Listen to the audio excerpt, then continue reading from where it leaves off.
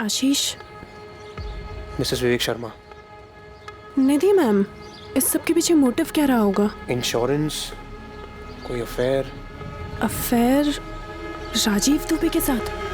विवेक sir का best friend? Vivek Sharma के कत्ल के केस से पुलिस को बदले की जबरदस्त बू आने वाली थी, लेकिन यह बदला कौन लेना चाहता था और क्यों? साहब, हम 2 महीने बाद अपने खेत पे आए तो देखते हैं कि मेड़ पे ही एक टीला बना हुआ है, जिसे देखकर हम दोनों के पसीने छूट पड़े। फिर हमने खुदाई शुरू कर दी।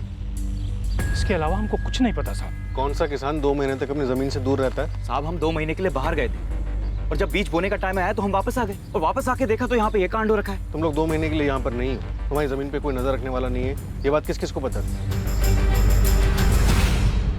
मेरा यकीन करो सर, विवेक ने मुझसे ऐसा कुछ नहीं कहा जो मैंने आपको ना बताया हो। हमेशा सब कुछ नॉर्मल सा ही था। कुछ नॉर्मल नहीं था राजीव। 16 वार किए गए। 16 वार नॉर्मल नहीं होते। पर मुझे तो कुछ नहीं पता। बेस्ट फ्रेंड के सामने विवेक ने नकाब पहना। अब लगता है आप सब लोग हमारे सामने नकाब पहन रहे हो। लोगों के नकाब उतारना हमारा पेशा है और नकाब उतारने का हमारा सलीका और तरीका थोड़ा टेढ़ा होता है, खासकर मर्डर केस में, जो कि अब विवेक का केस बन गया है। भयंकर मर्डर का केस। तुम्हारे और निधि के पास लास्ट चांस है। हमें असली चेहरे दिखाओ, खुद के और विवेक का।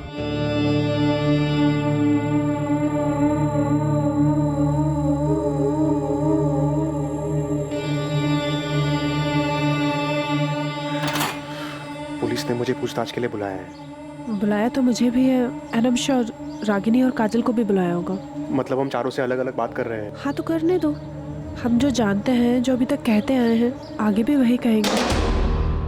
सर, वो 2 किसान भाई मुश्ताक और जावेद, दोनों का कहना है कि उन्हें कोई अंदाजा नहीं है कि उनकी जमीन का इस्तेमाल किसने किया विवेक को दफनाने के लिए। उनके आसपास किसी का विवेक से कोई कनेक्शन? दूर का ही सही। वही तो हैरत की बात है सर। पूरे गांव में क्वेश्चनिंग की, लेकिन किसी ने विवेक का नाम तक नहीं सुना और किसी का इंश्योरेंस या इन्वेस्टमेंट से कोई लेना देना नहीं। 99.99% ये इनसाइड जॉब। ये मर्डर किसी अंदर वाले ने किया। अब ये अंदर वाला या तो घर में से कोई है या ऑफिस से।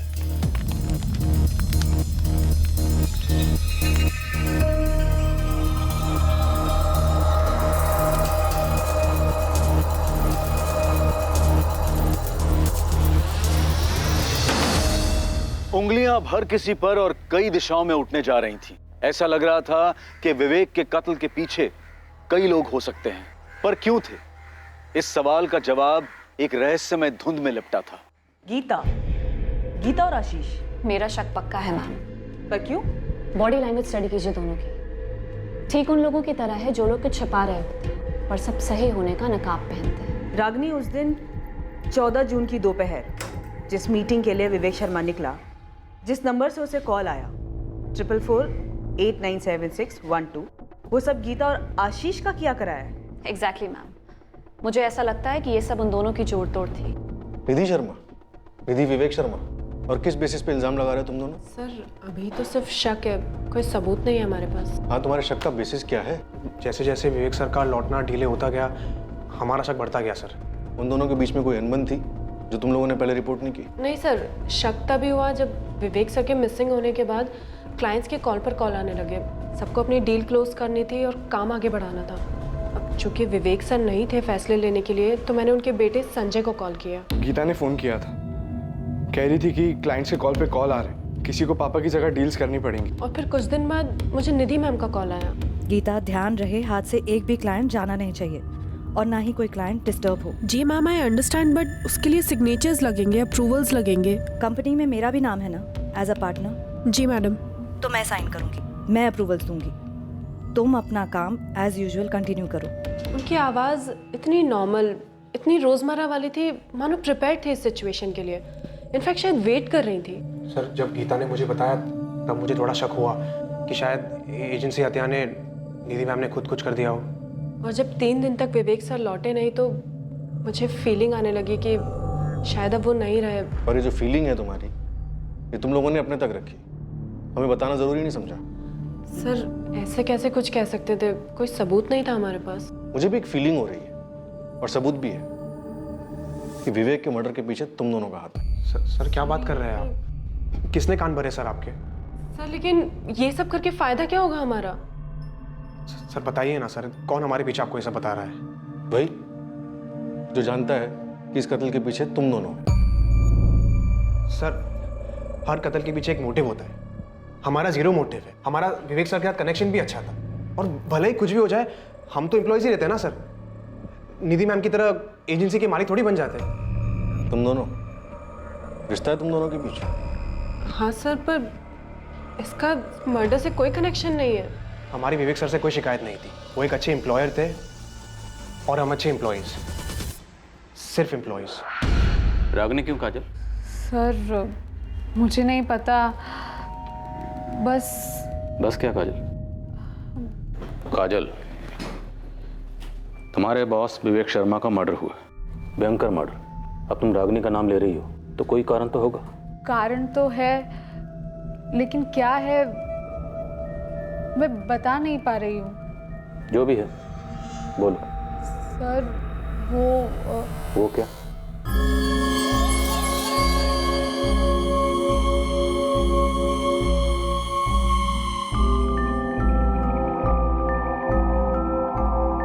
सर वो सब जानती है, मर्डर कैसे होता है, क्यों होता है, आप लोग आगे क्या करेंगे सब जानती है वो।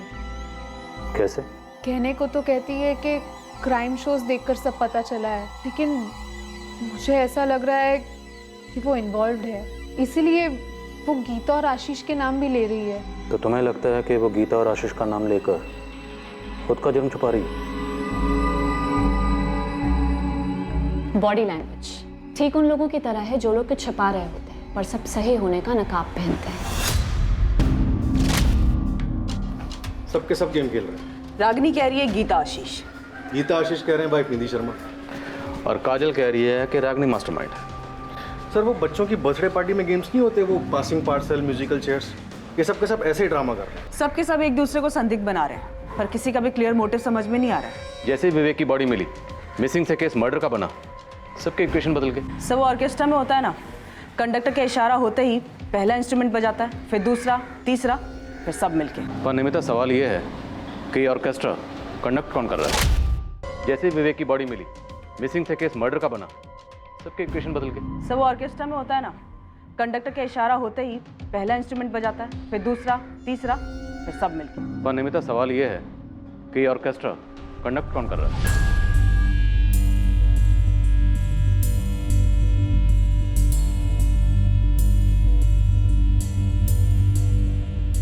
हमें इस केस का क्रैक 4448976112 इसी नंबर से मिलेगा।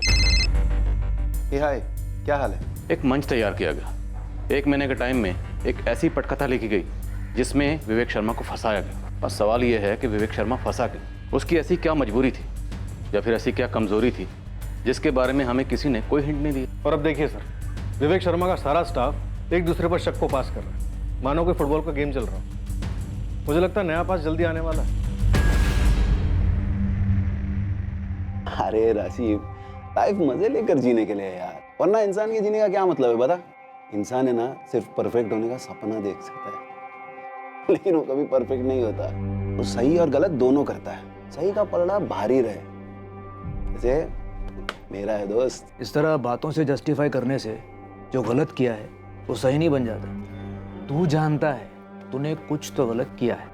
गलत वो होता है जो किसी को हर्ट करे, अगर किसी को कुछ पता ही नहीं तो हर्ट होने का सवाल ही कहाँ उठता है। एक चीज होती है भाई, भरोसा, विश्वास, जो तुझ पर एक नहीं 2-2 लोग करते हैं, निधि और संजय। और मैं तुझ पे भरोसा करता हूँ, इसलिए तुझे सब कुछ खुल के बताता हूँ। असली फ्रेंड मानता हूँ तुझे। मैं तेरी भाषा में बोलता हूँ, भरोसे का इन्वेस्टमेंट प्लान एक बार फेल हो गया ना तो दुनिया की कोई भी इंश्योरेंस उसे कवर नहीं कर सकती। ये पकड़े जाने का रिस्क मत ले यार, सेफ खेल। पकड़े जाने का रिस्क लिया तो उस रिस्क का डैमेज क्या होगा, कितना होगा, ये तेरी असेसमेंट के बाहर है विवेक। तू क्या, ये अंदाजा कोई नहीं लगा सकता।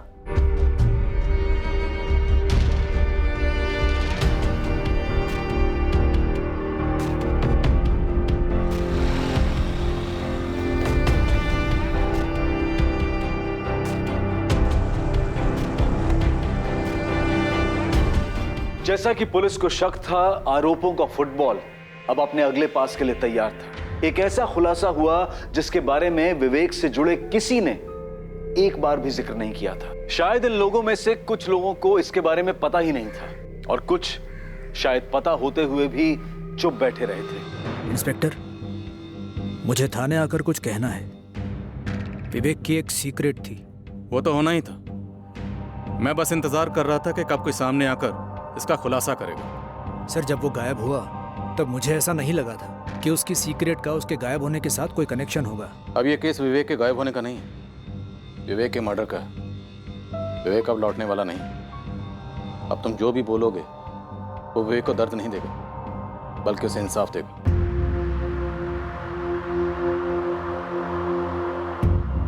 झूठ बोल रहा है ना संजय? मैं क्यों झूठ बोलूंगा मम्मी? और मेरे झूठ बोलने से पापा लौट आएंगे क्या? राजीव को पहले से ही मालूम था। उन्होंने 14 जून को ही मुझे सब बताया था, जब पापा घर नहीं लौटे थे। संजय, पापा के साथ जो कुछ भी हुआ उसमें तूने तो कुछ नहीं किया ना? नहीं मम्मी, मैंने कुछ नहीं किया है। विवेक का एक छुपा हुआ पहलू था। इंतजार कर रहा हूँ इस खुलासे का। उसका ये सीक्रेट कोई नहीं जानता था। आप जानते थे, लेकिन आप बोल रहे हैं। उसकी एक बहुत बड़ी कमजोरी थी, औरतें। हमारी सबसे पहली थ्योरी यही थी। कोई एक्सीडेंट नहीं, कोई फिरौती नहीं, कोई डिप्रेशन नहीं। बंदा ऑफिस से मीटिंग के लिए निकलता है और गायब। मामला अफेयर का होना ही था। कौन थी वो औरत? सर, मैंने कहा उसकी कमजोरी थी औरतें, एक से ज्यादा। सर, कितनी थी मुझे नहीं मालूम। सबके बारे में नहीं मालूम होगा, लेकिन कुछ के बारे में तो मालूम होगा। बताया होगा विवेक ने डिटेल में। क्लोज फ्रेंड था। नहीं सर, उसने किसी के नाम नहीं बताए, कोई डिटेल्स नहीं दी। लेकिन सर, वो हर वक्त किसी ना किसी के साथ इन्वॉल्व रहता था। उसके ऑफिस में कोई थी?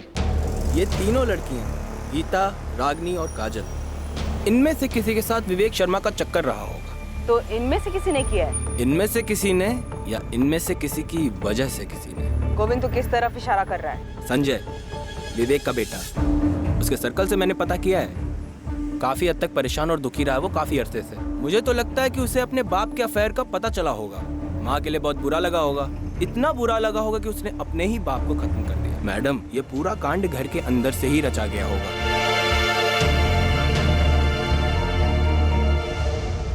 राजीव दुबे, पता मुझे क्या लगता है? तुम ये सब कुछ जो कह रहे हो कि विवेक वुमेनाइजर था, दरअसल ये तुम्हारी गुगली है हमें गुमराह करने के लिए। नहीं सर, मैं सच कह रहा हूँ। तुम्हारी गुगली नो बॉल। सच ये है कि विवेक के मर्डर में तुम भी शामिल हो। नहीं सर, बिल्कुल नहीं। सर, विवेक मेरा दोस्त था। इसी दोस्ती की वजह से मैंने निधि को कुछ नहीं बताया। सर, उसे बहुत गहरा जख्म होता। 16 वार विवेक की बॉडी पर 16 गहरे वार किए गए थे। और इतनी नफरत कोई करीबी कर सकता है। एक करीबी निधि थी और दूसरे तुम दोनों ने मिलकर अपने रास्ते का कांटा हटा दिया। नहीं सर। किसके जरिए तुमने विवेक को फांसा था? ये क्या बकवास कर रहे हैं? सुनो बकवास। तुमने 1 महीना पहले किसी के जरिए विवेक को दाना डाला था। मिस्टर विवेक, हाँ, हमारी कंपनी ने एक ज़मीन ली है फैक्ट्री डालने के लिए, तो उस ज़मीन के इंश्योरेंस की बात करनी थी। श्योर मिस्टर नीलेश, मार्केट में सबसे बेस्ट ऑफर हम आपको दे सकते हैं विद अ कॉम्प्रिहेंसिव प्लान। आप असेसमेंट के लिए जल्द से जल्द हमारी ज़मीन कब तक देख सकते हैं? आप बताइए। 1 हफ्ता। डन। आप डेट फिक्स कीजिए, मैं रेडी रहूँगा। जिसको तूने ये काम सौंपा था वही विवेक को उसकी मौत के मुंह तक लेकर गया। मिस्टर विवेक जी, मैं आपका इंतजार करता हूँ। क्या आप आ सकते हैं अभी? हाँ, मैं 10-15 मिनट में निकलूंगा। मिलते हैं वहाँ।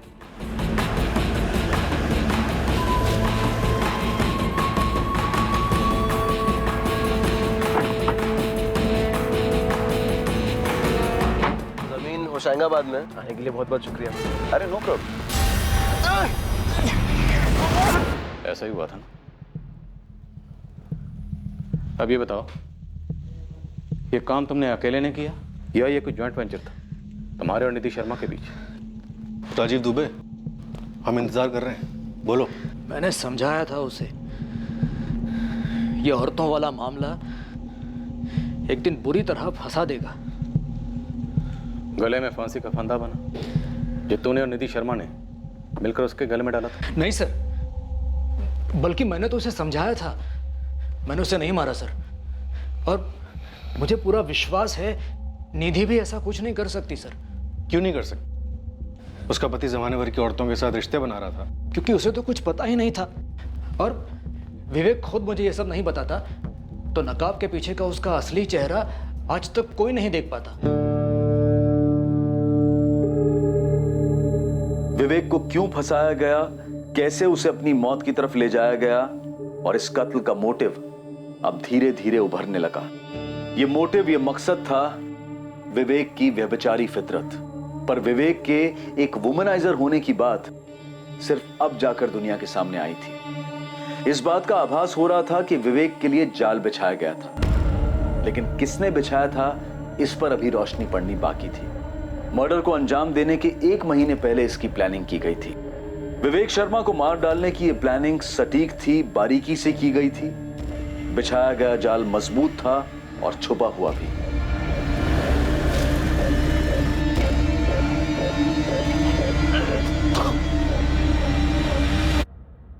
ये गर्लफ्रेंड्स वगैरह के बारे में मुझे तब पता चला जब राजीव अंकल ने मुझे सब बताया।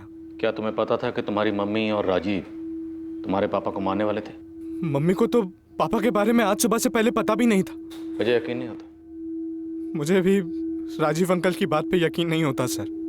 मुझे भी यकीन नहीं होता कि मेरे पापा अब नहीं रहे। मुझे नहीं लगता कि कोई ऐसा था जो मेरे पापा का मर्डर करना चाहता था। मुझे नहीं लगता कि मेरे पापा किसी का बुरा करते, जानबूझ के किसी को हर्ट करते सर। और अगर किया भी था तो क्या मेरे पापा को मारना जरूरी था सर? किसने किया सर? मुझे जानना है कि मेरे पापा के साथ ऐसा किसने किया। कौन थी वो लड़की? क्या नाम है उसका? कोई एक लड़की नहीं थी, मेरा शक है ऑफिस में से कोई है। गीता, रागिनी, काजल या उससे पहले भी कोई और? मुझे पता होता तो मैं बताता ना। राजीव, तुम्हें पहले से पता था कि उसका अफेयर चल रहा है, लेकिन तुमने मुझे नहीं बताया। मैं कैसे बताता? मुझ पे भरोसा करके उसने मुझे बताया। मैं तुमसे कहता तो तुम दोनों की शादी टूट जाती। अभी भी तो टूटी ना राजीव, अब तो सब टूट गया। मैंने कितनी बार समझाने की कोशिश की, वो मानता ही नहीं था। क्यों? क्या कहता था? गलत तब होता है जब किसी को पता हो गलत हुआ है। वो मेरी बात सुनता ही नहीं था। मेरी सुनता? अगर तुमने बताया होता तो।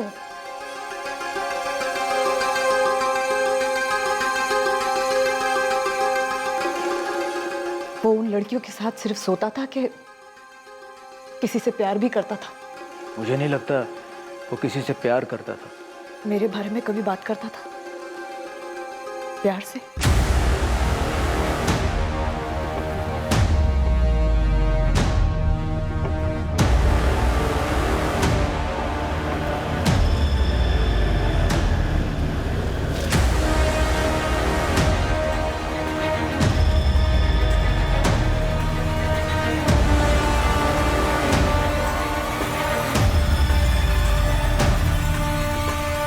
गाड़ी मिल गई है सर, विवेक शर्मा की, MPCX I407X। हबीबगंज में मिली? हाँ सर, कई दिनों से रोड साइड पार्क थी।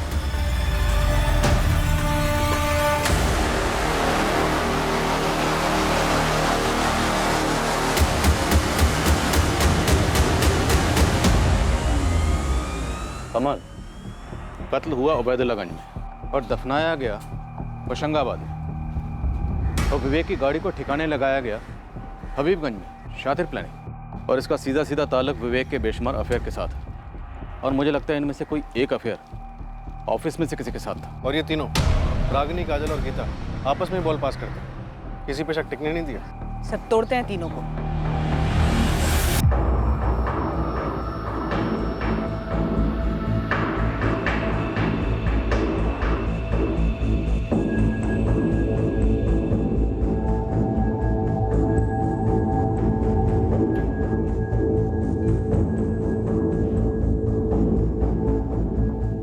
यार कार तो एक ना एक दिन सामने आनी थी ना, हमारी बात हुई थी इस बारे में। एक पूरी की पूरी गाड़ी को तुम ऐसे ही गायब नहीं कर सकते हो, ठीक है? लेकिन लाश मिलने की बात नहीं हुई थी, समझा करो यार, सब बिखर रहा है। देखो इस बारे में भी हमारी बात हो चुकी थी। मैंने पहले ही काफी बार कहा था कि ये सारी की सारी बातें एक न एक दिन सामने जरूर आएंगी। खैर, अब सब इस पर निर्भर करता है कि वो कब तक पुलिस को घुमाती है। बस बिखरनी नहीं चाहिए।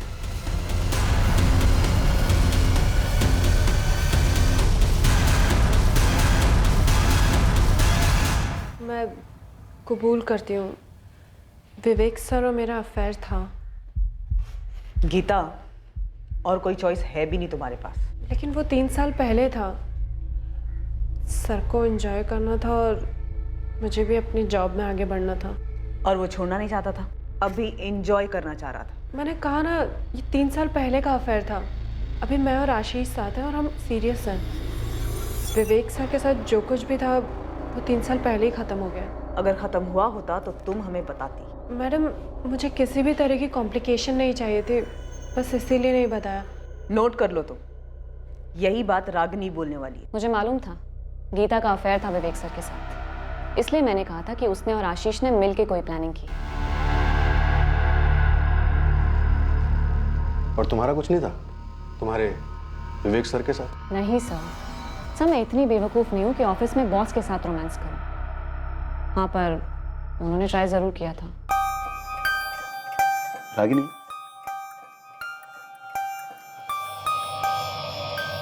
तुम्हें मेरे साथ क्लाइंट मीटिंग के लिए चलना चाहिए। काम फास्टर सीखोगी, ऑफिस के लिए और हमारे फ्यूचर के लिए अच्छा रहेगा। सर, जब मैं फील करूँगी कि मैं रेडी हूँ क्लाइंट मीटिंग्स के लिए, तब मैं ज़रूर चलूँगी। एक क्लाइंट के साथ लंच मीटिंग है आज।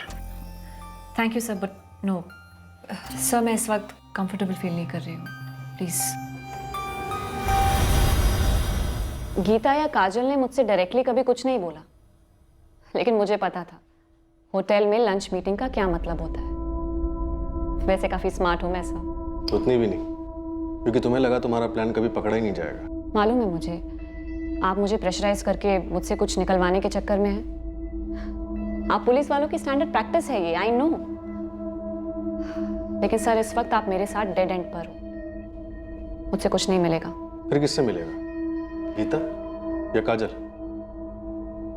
मुकेश चंद, याद है आपको? उसने कौन सा नंबर यूज किया था? वो है कातिल? सर, मैंने अपनी खुद की इन्वेस्टिगेशन की है और मेरी रीडिंग के हिसाब से मुकेश चंद के डिटेल्स यूज हुए हैं। फर्जी सिम बनाया गया है। वो तो सिर्फ बलि का बकरा था। सॉरी, मैंने तुम्हें अंडर एस्टिमेट किया। तुम काफी स्मार्ट हो। फिर तुम्हारी इन्वेस्टिगेशन से ये तो जरूर पता चला होगा कि वो फर्जी सिम कार्ड किसने बनाया था। मेरी झूठी तारीफ छोटी आवाज में कर रहे हो सर। रागिनी, उस आदमी का नाम दो। दे तो दूंगी, पर आप यकीन नहीं कर पाओगे। यकीन करना ना करना वो हम पे छोड़ दो, तुम बस नाम दो। सर, आप ये क्या कह रहे, मेरी कुछ समझ में नहीं आ रहा है। विवेक ने क्या तोड़ा? दिल, वादा या भरोसा? क्या गलत किया था विवेक ने तुम्हारे साथ? ये कैसा सवाल है सर? मैं उनकी एम्प्लॉय थी, वो मेरे बॉस थे और मैं बहुत मेहनत करती थी सर, बस इतना ही है। तो फिर किसके साथ गलत किया ऑफिस में? अफेयर करके किसे छोड़ दिया? सर, मुझे कैसे पता होगा? मैं अपने काम से काम रखती थी। काजल चौहान ने विवेक सर को मारने का प्लान बनाया था। पहले तुम गीता आशीष कह रही थी। सर, गीता आशीष गलत कैलकुलेशंस थे। गलत कैलकुलेशन क्यों कहोगी? सर, मैं गलत संभावना पकड़ के चल रही थी। होती है गलती 2 और 2 4 में, पर एक काजल के साथ कोई गलती नहीं हो सकती सर। मैंने काफी क्लोजली ऑब्जर्व किया है उसे सर। और क्या कैलकुलेशन की? सर, हमारे क्लाइंट हैं पूजा अपैरल्स। काजल उनका अकाउंट हैंडल करती है। जानते हैं, आगे? पूजा अपैरल से हैं आदित्य सिंह। आदित्य सिंह का क्या कनेक्शन है विवेक के मर्डर से? उन दोनों का अफेयर चल रहा है सर। तुम फिर गेम खेल रही हो खुद को बचाने के लिए? सर, मैं कोई गेम नहीं खेल रही, और जब मैंने कुछ किया ही नहीं तो खुद को क्यों बचाऊं? सर, मैं आपकी सिर्फ हेल्प कर रही हूँ। जब आपका खबरी मेरा पीछा कर रहा था, तब मैं इस काजल को फॉलो कर रही थी।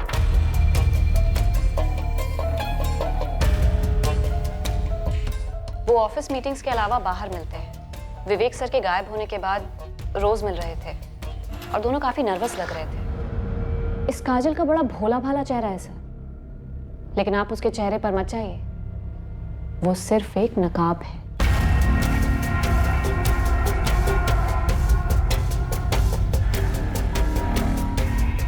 उस नकाब के पीछे एक चालाक प्लेयर छिपे हुए। कैसी player? Game of love sir. वो विवेक सर के साथ भी अक्सर बाहर जाती थी, कहने को मीटिंग्स, पर असलियत तो सिर्फ वो दोनों जाने। काजल चलो जल्दी, हम लेट हो रहे हैं। और वो मुकेश चंद वाली बात? वो बस मेरा डिडक्शन था।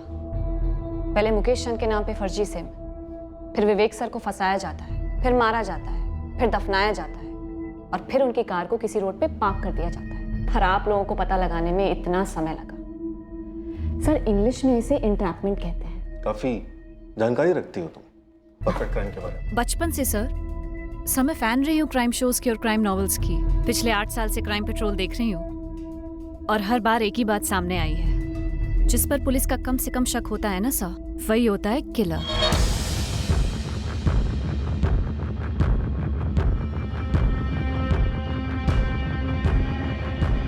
अभी भी संदिग्धों का फुटबॉल पास चल रहा है, लेकिन कोई गोल नजर नहीं आ रहा। और ये गोल जरूर किसी ऑफिस वाले ने स्कोर किया है।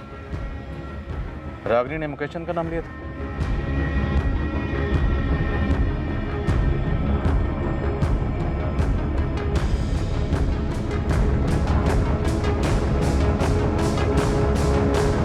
वो तो ऑफिस में सबका नाम लेती रहती है, गोल गोल बातें करती है।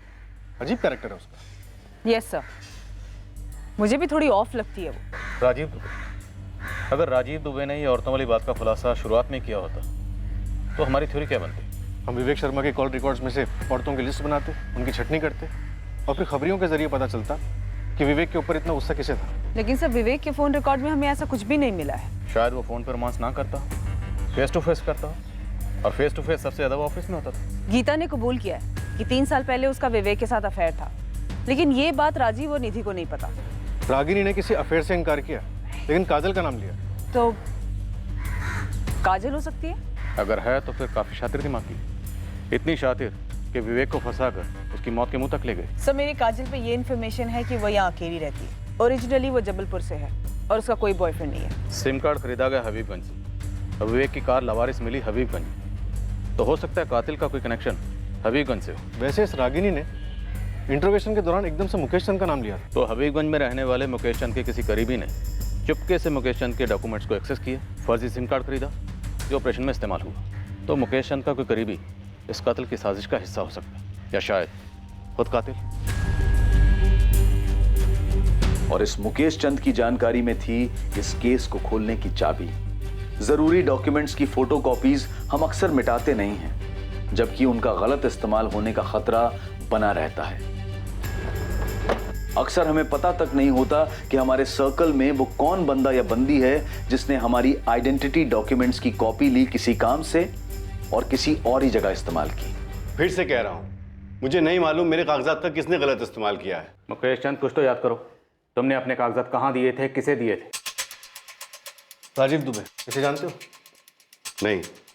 संजय शर्मा? नहीं। निधि शर्मा? नहीं। रागिनी, काजल, गीता, इनमें से किसी को? नहीं सर, मैं इन लोगों को नहीं जानता, किसी को भी नहीं। आशीष? नहीं सर। मुकेश चंद, इनमें से किसी को भी नहीं जानते?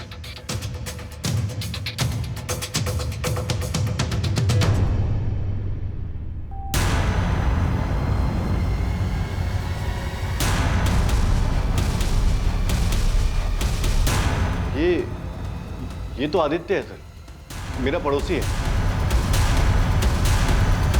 इसने?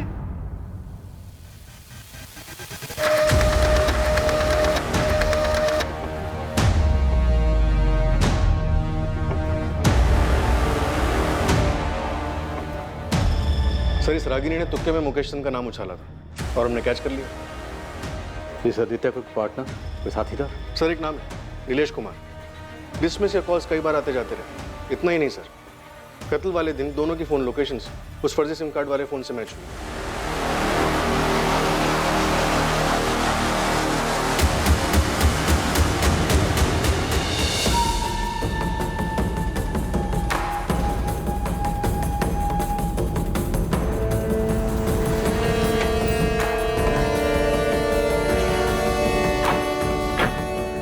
लिए थैंक यू विवेक। अरे कोई नहीं।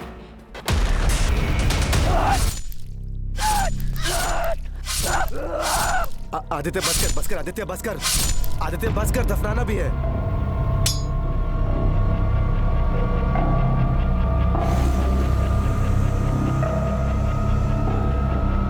मिला क्या? इसमें कुछ भी नहीं है यार। अरे देख उसके पर्सनल फोल्डर्स में देख, यहाँ पे भी नहीं है। अरे होगा अंदर, देख अच्छे से छान कर।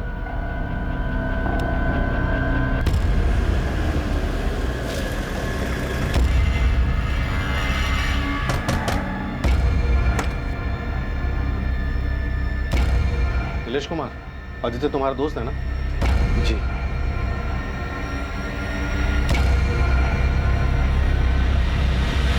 आओ आदित्य, बैठो। क्यों लाया गया मुझे यहाँ? बैठो। पहले बताओ। ओए, बैठ। अरे सर आप पूछिए ना जो पूछना है। चल बैठ। बैठ।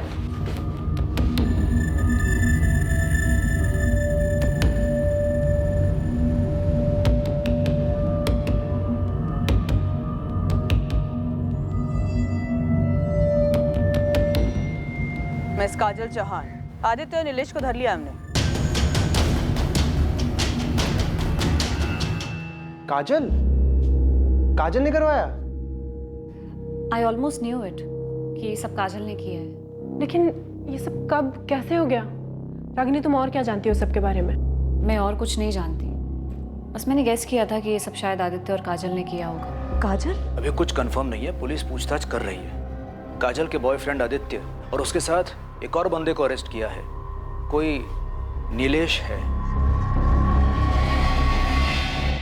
काजल, आदित्य, नीलेश, तुम लोगों के खिलाफ हमारे पास बहुत कुछ है, पर तुम लोगों के पास वक्त बहुत कम है, इसलिए जितनी जल्दी बोलोगे तुम लोगों के लिए उतना बेहतर होगा।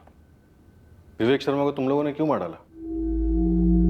सर वो आदित्य मेरा दोस्त है, मैं बस इसकी हेल्प कर रहा था। मर्डर में और कोई तरीका नहीं है क्या? जब तक विवेक जिंदा है मैं काजल को शादी के लिए नहीं मना पाऊंगा यार। लेकिन यार विवेक को मार देने से अच्छा और आसान उसे छोड़ देना है। और काजल उससे ब्रेकअप क्यों नहीं कर रही है? अरे वो उसे नहीं जाने दे रहा है यार। अबे यार शादीशुदा आदमी है, 19-20 साल का बेटा है उसका। बोलना काजल को धमकी देने के लिए कि वाइफ और बेटे को सब बता दूंगी। अरे नहीं यार, ऐसे नहीं हो सकता। वो डरती है, उसे डर है कि विवेक उसे बर्बाद कर देगा। तुम उसे छोड़ क्यों नहीं देती हो?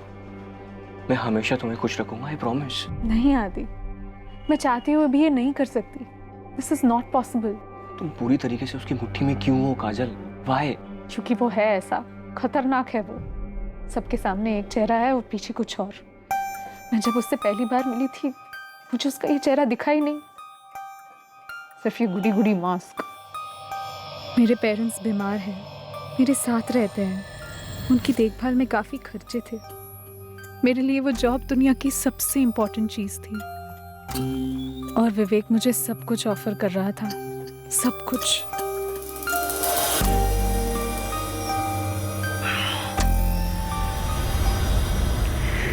विवेक, तुम शादीशुदा हो। मेरी शादी बेमतलब की है, तुम जानती हो। 19 साल का बेटा है तुम्हारा।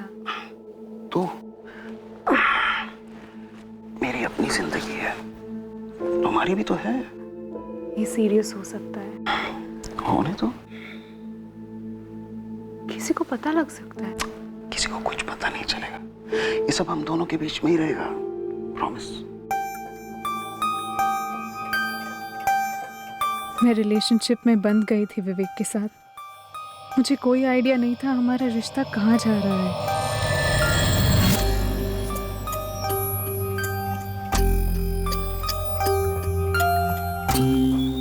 या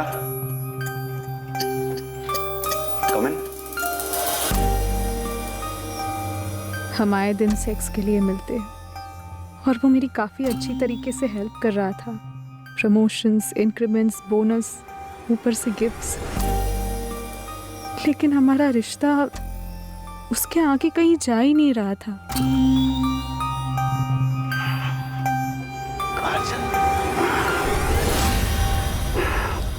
विवेक, मुझसे शादी करोगे? तुम जानती हो मैं शादीशुदा हूँ। मैं ये भी जानती हूँ कि इस बेड पर 3 साल पहले मैं नहीं, गीता हुआ करती थी।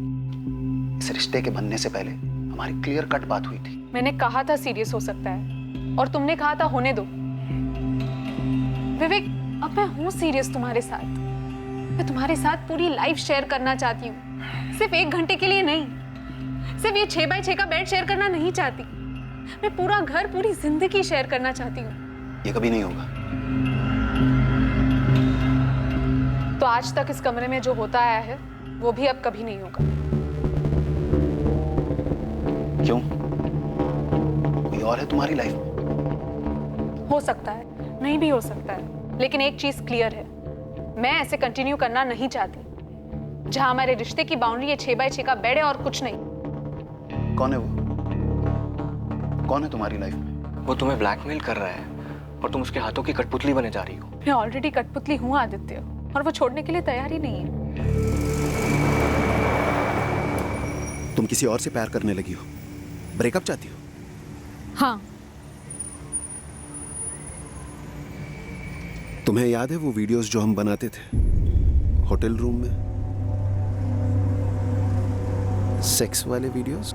वो ब्लैकमेल, धमकी दे रहे हो मुझे विवेक? ना ना ना ना, रियलिटी। तुम मुझे छोड़कर जाने की सोचना भी मत काजल। तुम जहां भी जाओगी ना, मैं तुम्हें ढूंढ निकालूंगा और बर्बाद कर दूंगा। तुम सिर्फ मेरी हो। मैं तुम्हारी प्रॉपर्टी नहीं हूँ विवेक, और याद रखो तुम्हारी भी एक वाइफ है, एक लड़का है। अगर तुम मुझे बर्बाद कर सकते हो तो मैं भी तुम्हें बर्बाद कर सकती हूँ। बर्बाद? मुझे? तुम्हें वाकई लगता है मुझे बर्बाद किया जा सकता है? चलो बताओ कैसे किया जाएगा? अरे प्लान बताओ, कम ऑन।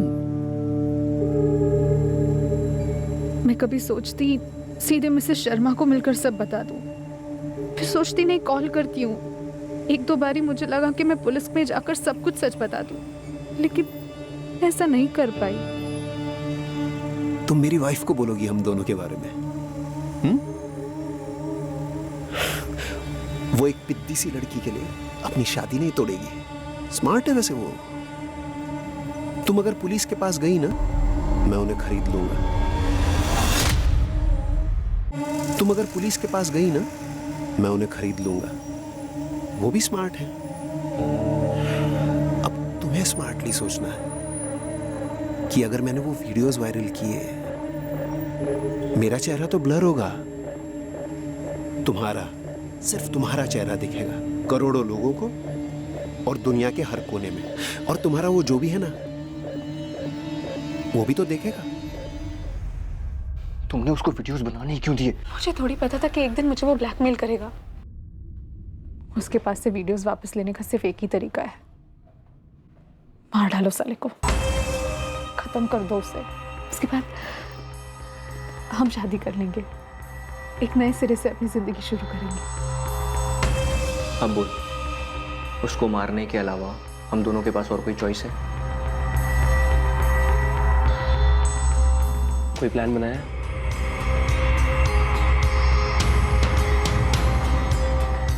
सबसे पहले हमें विवेक को फंसाना होगा।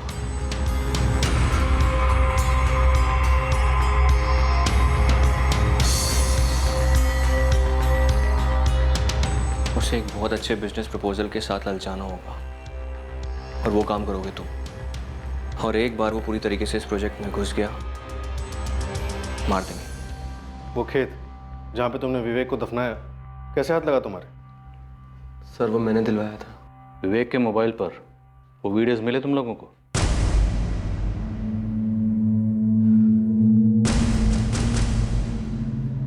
हो गया। हाँ, लेकिन काजल, क्या? तुम दोनों की क्लिप्स नहीं थी उसके फोन में। सिम निकाल दिया इसमें से, मैंने एक बार चेक कर लो। ये कैसे हो सकता है? उसने कहा था उसी के पास है क्लिप्स। हो सकता है उसने कहीं और सेव कर दी और इसमें से डिलीट कर दी। उस दिन से टेंशन में हूँ कि मर्डर के अलावा ये क्लिप्स कहीं लीक हुए तो। काजल, तुम्हें विवेक की पत्नी से बात करनी चाहिए थी या फिर पुलिस की मदद लेनी चाहिए थी। समझदारी से तर्क पे तर्क नहीं कर पाई उस समय में, और उसने भी तो इतना बड़ा रिस्क लिया था। शादीशुदा होने के बावजूद मुझे ब्लैकमेल कर रहा था। मैं जिद नहीं कर रही थी शादी के लिए, बस उसके चंगुल से बाहर निकलकर आज़ाद होना चाहती थी, लेकिन वो छोड़ ही नहीं रहा था। माना विवेक ने तुम्हारे साथ जो किया वो गलत था, लेकिन उस गलत को सही करने के लिए तुम लोगों ने जो तरीका ढूंढा वो भी गलत था। एक ऐसा तरीका जिससे किसी का भला नहीं हो, ना तुम्हारा, ना तुम्हारा, और नीलेश, ना तुम्हारा। अब समझदारी से तर्क वितर्क करने का तो वक्त है नहीं। अब तुम लोगों ने जो किया है उस पर विचार करने का काफी वक्त मिलेगा।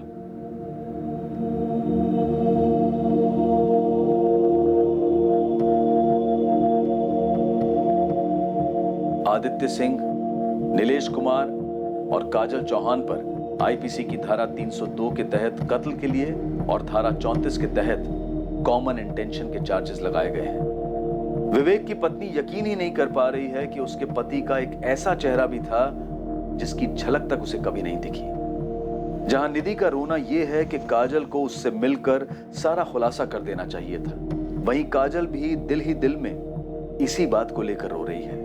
चाइनीज फिलोसोफर कन्फ्यूशियस कह गए थे कि इंतकाम के रास्ते पर निकलने से पहले 2 कब्रें खोद लेना, एक खुद के लिए भी।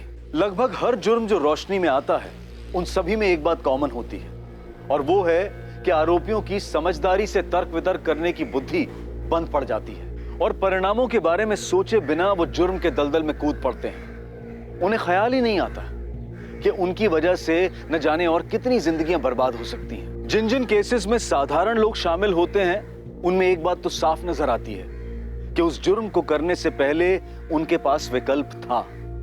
जिस जुर्म को उन्होंने अंजाम दिया उसे आसानी से नहीं, चाहे मुश्किल से ही सही, पर रोका तो जरूर जा सकता था। हम सबको ये याद रखना चाहिए कि हालात चाहे कैसे भी हों, पर यह ना सोचें कि तर्क वितर्क की सोच, कॉमन सेंस की सोच, इंसानियत की सोच कभी बेकार जाएगी। कोई भी हालात हम पर इतने हावी नहीं होने चाहिए। हमें सतर्क रहना होगा और किसी भी सूरत में हमें दिमागी शांति की लकीर पार नहीं करनी चाहिए। अब मैं अनूप सोनी आपसे विदा लेता हूं, फिर मुलाकात होगी एक और नए केस के साथ। और याद रखें, क्राइम और आपके बीच में सिर्फ इतना फर्क है कि आप कितने सतर्क हैं। सतर्क रहें, सुरक्षित रहें। जय हिंद।